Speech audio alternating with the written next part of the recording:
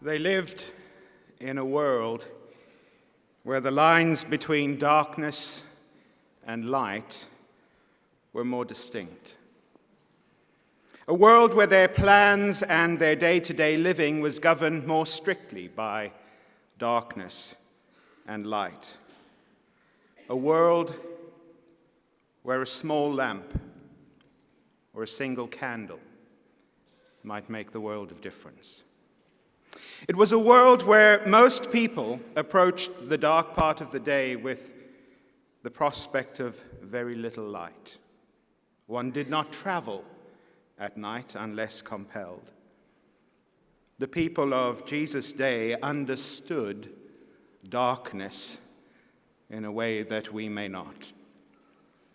They didn't have the modern conveniences that you and I have to walk from one place or to another, and obviously, in the absence of health and safety regulations, tied oil lamps to their feet. They used little oil lamps in their homes and perhaps even in their place of business if required at night. But they could use them only if they could afford them, because light was a privilege. For us, light is something of a right. We are entitled to it. We cannot imagine our life without it, and we have invented all manner of ways to keep doing what we want to do. We are no longer threatened by the darkness. Darkness is no threat to us or to the way we live.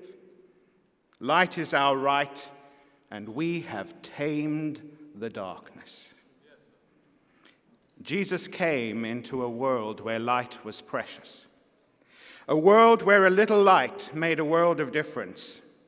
The Apostle John describes it in the first chapter of his gospel. In the beginning was the Word, and the Word was with God, and the Word was God. He was with God in the beginning. Through him, all things were made.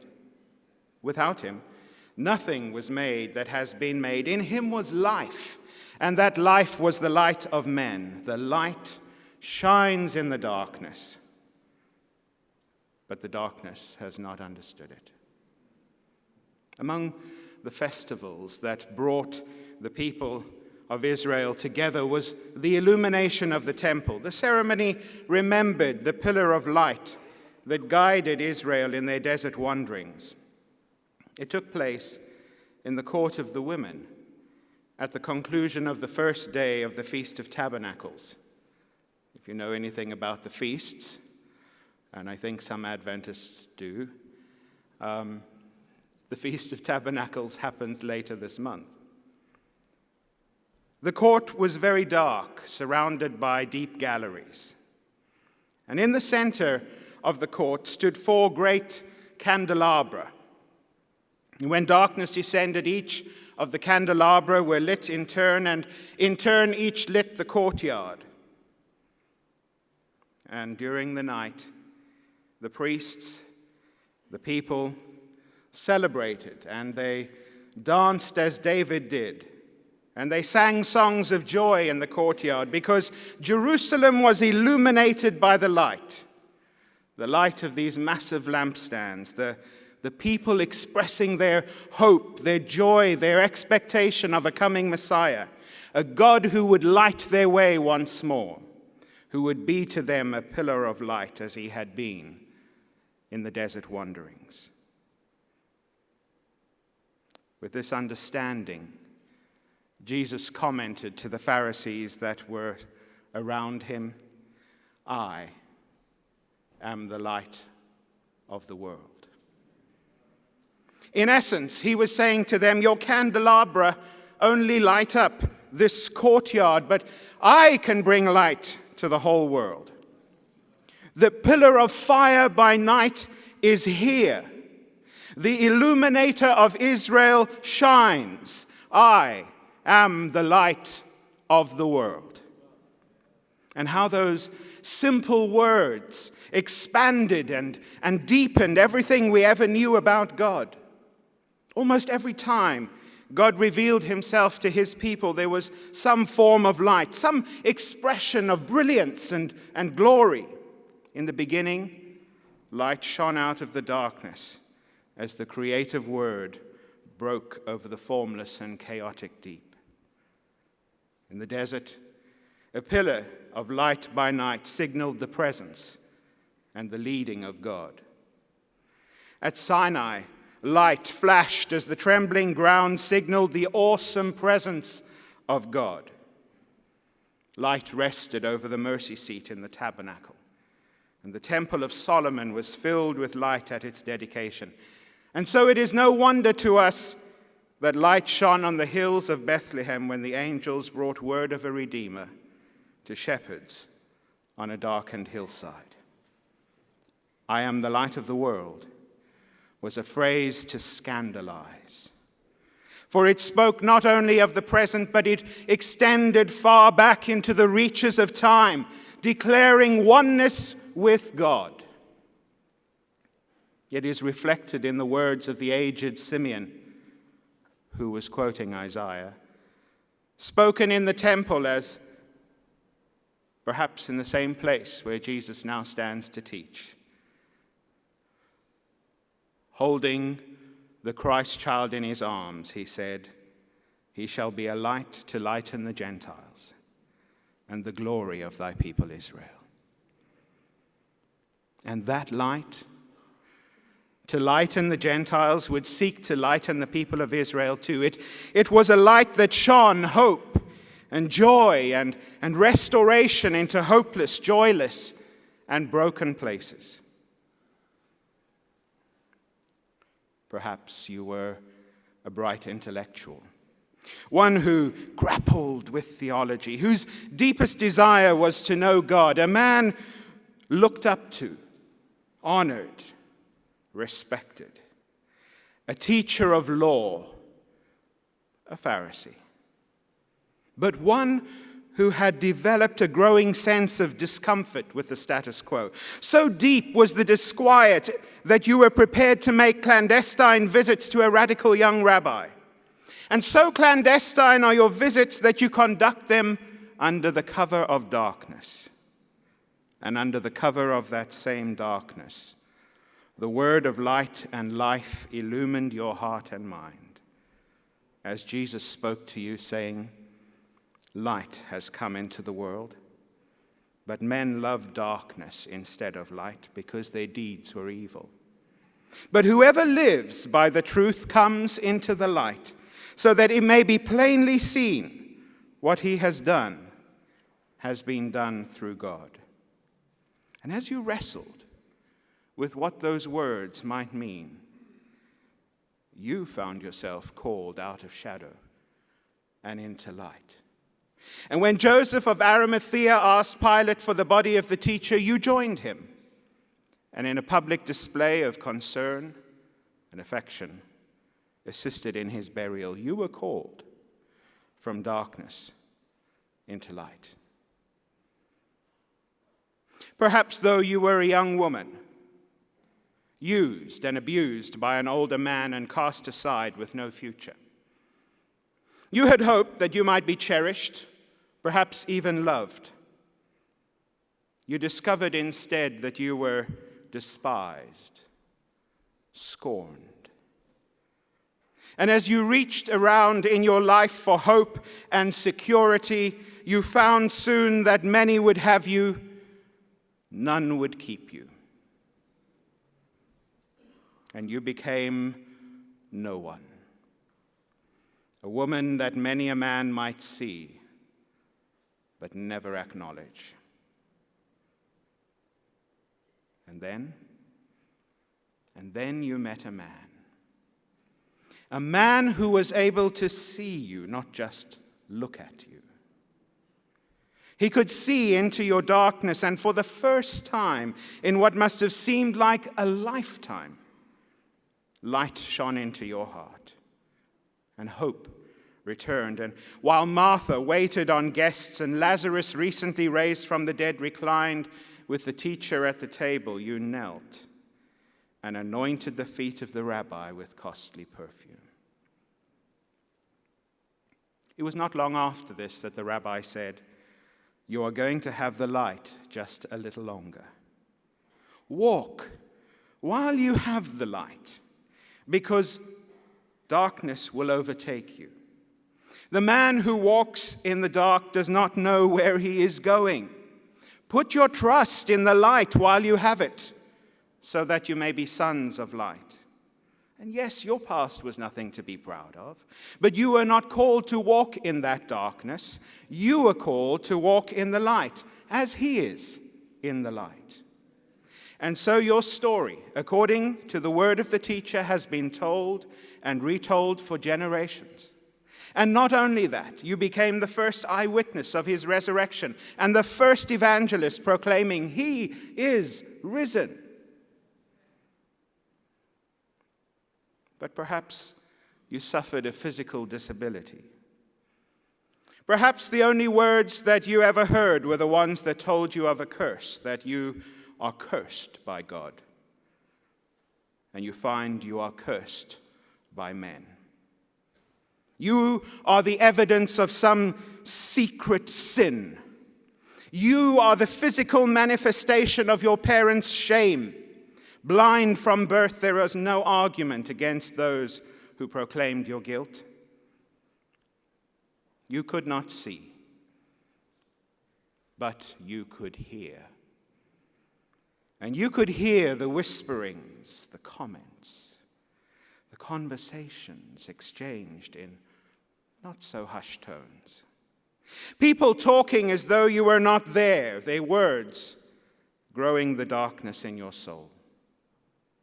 Day by day, you made your way to a spot near the temple where the faithful but sighted ones could see you and perhaps have their consciences pricked into parting with a coin or two. And it was there you sat, day after day, week after week, month after month, year after year, as your life slipped away. Dark in your sightless world. As long as it is day, says a voice, we must do the work of him who sent me. Night is coming when no one can work. While I am in the world, I am the light of the world. And with that he touched your eyes, smearing them with mud, and sent you to wash in the pool of Siloam. And on that day, you went from darkness to light. Your eyes could see, yes, but your mind understood so much more. This was no ordinary man. This was no ordinary teacher. This man was the light from God. And he had shone his light into your life. And that is what it looks like to have his light in your life. I am the light of the world, said Jesus. Whoever follows me will never walk in darkness, but will have the light of life. As Jesus taught on a Galilean hillside, he said to his disciples, "You are the light of the world." A city on a hill cannot be hidden. Neither do people light a lamp and put it under a bowl. Instead, they put it on its stand. It gives light to everyone in the house. In the same way, let your light shine before men, that they may see your good deeds and may praise your Father in heaven. We live in a world where we take our light for granted. We are entitled to it. It is our right. And as I think about it, I hardly go anywhere in the complete dark these days. I don't have to think about the light. In fact, do you know how hard it is to switch off the lights in this auditorium? I flick a switch, and there it is. When I arrive home in the dark, I can see to get in. I see as I drive the provincial roads. I see as I do my shopping in the local supermarket at 10:30 in the evening, I can see because there is light all around me, and I never have to face the inconvenience of darkness. As I look around my community, the town, the street on which I live and where I work, I'm challenged by the words of Jesus that I am the light of the world. I'm moved, deeply moved, by the stories of those whose lives were touched by the light of God. Nicodemus, Mary, the nameless man born blind. These stories tell how the light of God shone into the dark and dank corners of a life and brought hope and joy and restoration. They are stories of transformation and regeneration, and they ask me to look again at the light that I am reflecting. And I wonder about my life and yours in a world that struggles to understand the light and no longer fears the darkness. What does a light in this world look like? What would it mean to be a light in Weston-super-Mare? What would it feel like in those dark and lonely places of my town when the light of God shines in? If the Gospels are credible, and I believe they are, then they tell us that when the light shines, it brings hope and joy where none existed before. And as I think about that eternal light, the light that shone at creation and that has shone into the lives of God's people time and time again through history, the light that has been shone into our lives, the truths that are entrusted to us. I'm reminded that any light that I have is not my own. And that in some small way, the light of God still shines. It shines in this England. It shines in the territories of the South England Conference. It shines even in a place most of you don't know called Weston-super-Mare. It shines into your life, and it shines into mine. The light still shines in the darkness. And each time that Jesus touched and healed and spoke and encouraged, the lights went on again and again and again and again, for those that he touched carried stories of hope and joy and restoration. The wild man of Gadara, the leper, the woman at the well, the woman caught in adultery, Mary, the sister of Lazarus, who was first to see the risen Lord. Each one had been in darkness. Each one came into the light, and they in turn became lights to their world. Their light was not their own. It was only reflected. Its source sprang from the one who is eternal, the one who is from the beginning. The light that shone into so many lives shone into theirs, but it also shone into others. Some recoiled, many responded. And as we look at Jesus shining the light of God into the lives of men and women around him, we find that he pointed out sin. Some might have wondered if I was going to talk about that. But the truth is, though Jesus pointed out sin, he was willing to go so much further. Because true light does not only point out or delineate darkness, it provides a way of escaping darkness. You know, it is suggested that there are only two kinds of people who are not Christian. Those who have never met a Christian, and those who have.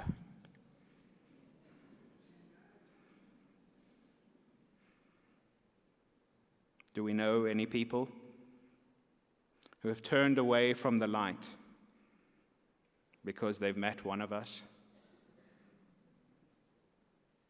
Perhaps they met someone who was charged with being a son or a daughter of light but hadn't accepted the challenge, or had been so busy penetrating the sins of the world with a laser beam that they hadn't offered any help, encouragement, or guidance, hadn't come alongside the lost with a little torch and said, "Let's walk together and find our way." Jesus didn't spend those precious nighttime hours with the searching Pharisee, pinching out the flickering flames of his Pharisaical faith. Instead, he opened windows and doors and allowed his life to be flooded with light, allowing him to find fresh hope in the light of the world. Jesus never ignored the adulterous woman's sin, but he did offer her hope of a new life, of restoration, as she walked in his light. Jesus didn't assume that because the man was blind, he was perfect, but he offered him light and hope in his world. Friends, the light we are asked to carry to a world of darkness is intended to bring hope where hope has died, joy where joy has vanished, and to restore and to renew the things and the people that are broken. The nature of light is to shine, and we cannot run out of it. The light we are asked to carry has an eternal supply. We can only choose not to shine.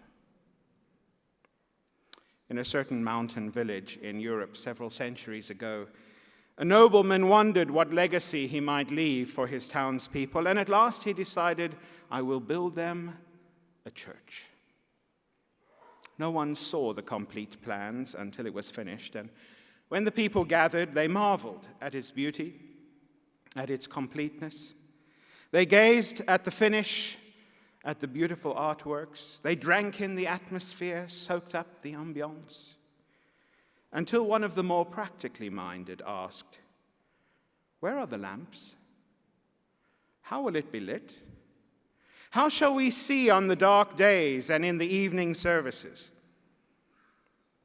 The nobleman pointed to some brackets on the walls, and then he gave to each family a lamp, which they were to bring with them each time they came to worship.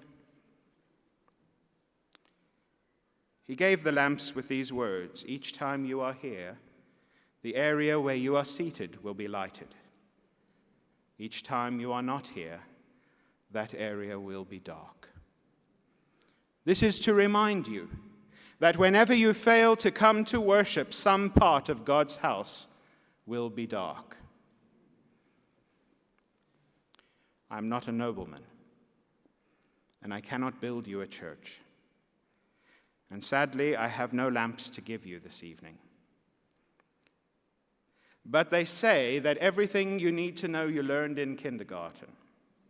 And so I ask you to recall the action to a little song that we used to sing.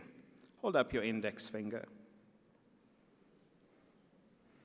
Tonight, this is once again your candle, the symbol of the light entrusted to you, the light that we must reflect. As Paul comes to lead us in a song, I invite you to hold out your candle. And as always, we have a choice. We can choose not to shine. We can keep our hands in our pockets. We can hide our light under the proverbial bushel. But friends, the best place for a light is where it is dark. It seems obvious, but it is really profound. You are never too young to be light, and you cannot retire from being light. Our calling is not to bunch the light together in holy huddles, lagered like settler wagons against the darkness.